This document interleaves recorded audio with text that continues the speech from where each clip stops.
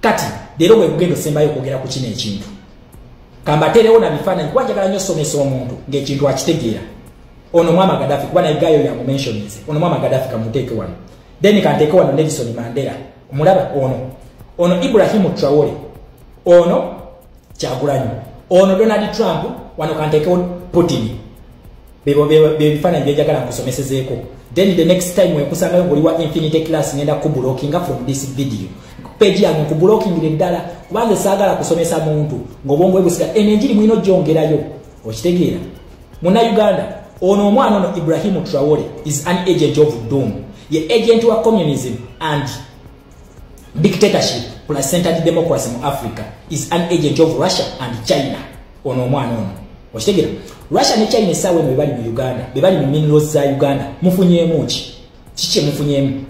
omwana ono ekimuleta Museveni alabye nti yaluzinze popularity mu bantu nga wabadde nga aleeta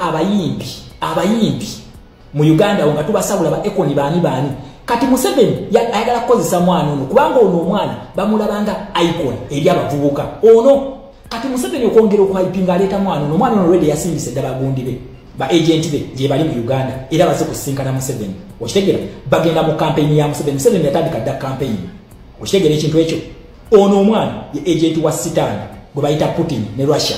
okitegeera omwana ono gwayogerako ono gwali mu kuwanawana yasuubiza Kagame okumuwa amagye okugenda okulumba abakongo abalwanyise era Kagame ensi gy'abeera ayinzeeko ye Ibrahim Traore ne bali abasatu bajunta abatakkiriza mu democracy nti omuntu yeesalirawo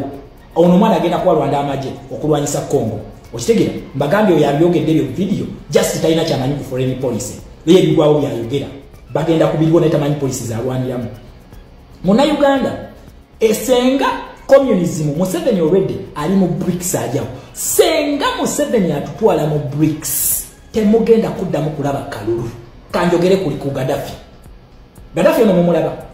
enzije ku bukulembeze yemu ne ya Ibrahim Traore Gaddafi ono kojjawe yamukuza bwe bali bayita King Muhammad al-Idris al-Senus yamukuza n'amulabira kubanga Libya yali efugibwa wa kabaka wabula Gaddafi wakula mu yatta kojjawe n'akwata entebe era n'ajjawo bwa kabaka n'agamba tuyingidde mu kalulu president alondebwe nga bulonde wasibwa akabaka wano Gaddafi yazimba Libya n'agifuula paradise eryali eddungu okitegeera ekintu ekyo wamala odifuula eddungu omwami yeefuula kabaka yeeke nnyini n'alemerako Traore akalulu ke Burkina Faso kaddi ku birungi byakolera Burkina Faso then wojjawo Traore njagala mumbuliyeyo face endala eriwo nti after Traore then ono naye wakabinyonyo amugulumize ministers ba Traore baliddawa buli wamu Traore is centering Burkina Faso yona agiteeka konti yeche ekifaananyi kyayo Burkina Faso and Traore Museveni kyakole Uganda Museveni NRM only that fe twabigana mukitegeera gwayogeddeko katogere ku Nelson Mandela champion wa democracy oli yalita democracy and human rights ngalwanisa apartheid policy Nelson Mandela bamusire myaka 29 ngagambye aba South Africa mwenda mujeto erwaneko Kyagulanyi kyakoze Uganda fena tusitudde nagamba it is our fight ngaba nansfred disensi yafe Nelson Mandela kiyakola okitegeera Nelson Mandela kiyakola era bamala okumusire myaka 29 Nelson Mandela akwata bamuwa obukulembeze obwa president wa South Africa Nelson Mandela yafuga ekisanja eki n'atabendera n'agamba South Africa ensingo obunene ono yafuga paka we yayagala paka we bamujjako nga bamusse byonna byakola mu Libya yagenda nabye magombe kati Libya leero matonga ono gwakuwanira bwe yali agala Africa yawamu Gaddafi wabanga yali agala Africa yawamu lwaki yatantebe n'akikolanga Nelson Mandela yakikola ku Nelson Mandela ne Gaddafi ani yasooka okuvaako ani yali example y'amaanyi ennyo ani yakwata obuyinza through hardship ono gwakuwanira bwe yali agala Africa badikiteta bonna abanaabeera badikiteta ekintu kye bakola basooka kwereeta mu bantu mubakola ebirungi webabeera then n'akwata ensi n'agisentalinga ng'etambulira ku ye yekka then n'atandika okulaga dictatorship entuufu weefaanana oye sitaani asooka n'akuwa ebirungi naye ebintu bya Katonda bibeera byakutuyanira leero njagala okompeyalinga South Africa ne Libya obikompeyalinge Nelson Mandela ne Gaddafi tetunajja ku Traore okitegeera bikompeyalinga olabe South Africa leero tugirabanga first world country ne banna Uganda bangi gye bali bakuba ekyeyo lwaki temuli mu Libya obali Gaddafi yali agala nnyo Africa befuula ba pan-Africanist to build dictatorship kubanga era ne mission ya Gaddafi yali yakufuga Africa yonna nga ye president kye yaliko okitegeera tujja ku Kyagulanyi ne Ibrahim Traore ono yakwate mundu nagenda nawamba president mbuchakola kichamu ono Ibrahim Traore namukwata nagenda namuwamba nakola kinafuka president ono yeche yakola yagamba bannansi nga Nelson Mandela nagamba bannansi banange bashama abavuzi ba taxi mwe bakadama basekadama mujje tulwane ensi yaffe tukwatako twete ekintu kibata human rights ne democracy mu nsi yaffe mukitegere ekintu ekyo ne tugamba okay katutandike kwe kubona abona kwe tuli mu lero twakavuga emyaka 5 tulwanira ekintu kibata democracy ne human rights ze tulimo kulwanira zijje ye system je tulina okufugibwamu nti president ojana okubwaka kaluno ogenda ekiri ya South Africa kati okitegere ekiri ya South Africa president ojja n'okubwaka kaluno ogenda ekyo tulwanirira democracy na human rights ono wa communism nabagamba abantu abafuga ensi yonna bagita UN United Nations etulako ba permanent members bali batano kuliko Russia kuliko China kuliko France kuliko America kuliko ne UK bebafuga naye bano balina system za njawulo omungereza n'omumerika agamba ati nedda president jangu kubwaka akalulo okoleki ogende omungereza agamba ngafe tulina obwakabaka prime minister kubwaka akalulo okoleki ogende China ne Russia bagamba teri bya kalulu wano munasto ina kusalawo ono mwana bali mu agent wawe omwana ono Ibrahim Traore Russia ekintu kyeri mukola nabagambi bagala kola kintu kibayita colonization again to colonize Africa Russia esetinze mu West Africa ewono omwana gesetinze okitegera mu West Africa era ebyuma ebibadde bikuba abasiria nga bayambako Assad Russia ngetta abasiria okulemeza kasha Assad dictator babiteka mu West Africa je bili mu Mali nayo ono omwana yani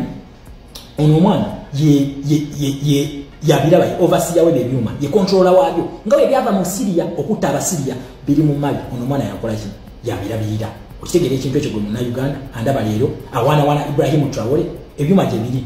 wabula Kyagulanyi agamba abazungu bano stop funding our operation twagala amateeka agafuga ensi yonna gakole let Uganda be part of the global community okitegere ekintu ekyo wabula ono yagamba nti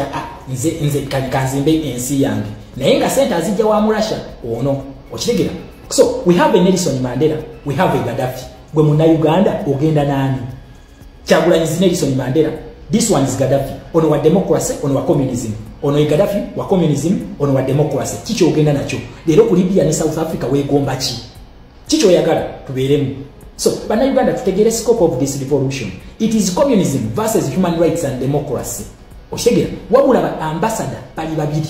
kakati America nayo kyekoze ne gamba kanzije mu East Africa one na nteke NATO bases Kenya ndandike system yaita democracy and human rights ngazija ko ba dictator ba ensi zino banasa bazimba kubenga akalu akali free and fair bakyusenga zi government ngansinzira mu East Africa kati ne Russia nayo kyekoze esinzira mu West Africa omwana ono ekimuleta mu Uganda campaigningira mu 7 kubanga akimanyi nti ono omwana is an icon mkugambe gwe mu Uganda wona ku social media handle kwoli bananga bali mu diaspora mutandika okwekalakasa okujja ko ono omwana mu Uganda apromotinga mu 7 kyayagala okitegera ekintu ekyo naye akutte bana Uganda batategera police zizi abakutta obwongo mulooza mbunyu kidyo mbe bloko musimanya ajja kubulirira mu 7 kudiruki nkugambe mu 7 yakuyingiza mu BRICS naye kyamulemye tuteekamu olw'ensonga tayina numbers tayina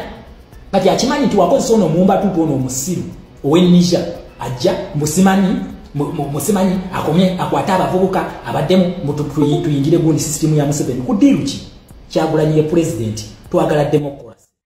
Assalamu alaikum wa rahmatullahi wa barakatuh. Amanya n'eddoboozi Haji Abdu omusomi w'eddua nkola ku nsonga ez'enjawulo emirimu nga gikutataganyeko ebyenfuna byo nga bidobonkanye n'oba oli bweru wa ggwanga emirimu gya kucankalanako jangu kusomere ku ddua okuvudda nedda eddua zaabaawo eddua zisomibwa omuntu n'oterezebwa mu mbeera yonna ebadde ekwesibyeko akanyaga nina ekyoto kyensobola okukumira wadde oli bweru wa ggwanga nga toli kumpi wano n'ofuna omukisa gwo nawe n'osomerwako ku ddua nga nkuteddeko n'akabaani Allah ajja kusaasira ajja kwanukula kuba ku namba yange y'essimu 0752